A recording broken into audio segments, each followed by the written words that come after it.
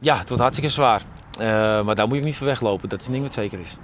Het is duidelijk, het is net de makkelijkste tijd voor een trainer om bij een club binnen te komen.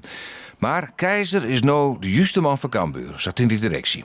Marcel, ja, die heeft het heel goed gedaan als trainer, ten eerste. En ten tweede is het een clubman. Cambuur, dat zit diep in zijn DNA, denk ik. Hij is hier als speler actief geweest. Is technisch manager geweest hier. Ja, en is een zeer kundige trainer. Nou goed, ik vind de uitdaging en ik vind nog steeds dat we het ook kunnen halen. Dat vind ik mooi. De Eredivisie vind ik mooi.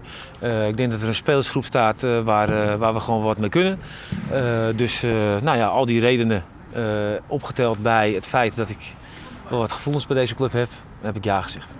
De resultaten van Oude Weekend weer net best. Vraag is verzeld, zou het Keizer het oors ompakken zal? Ja, nou gewoon in ieder geval normaal doen met z'n allen. Hard werken.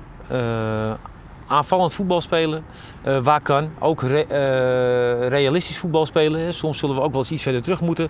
We staan er wel op de positie waar we staan. Elk punt is belangrijk. En ik denk dat dat de manier op dit moment is. De doelstelling van Keizer is simpel.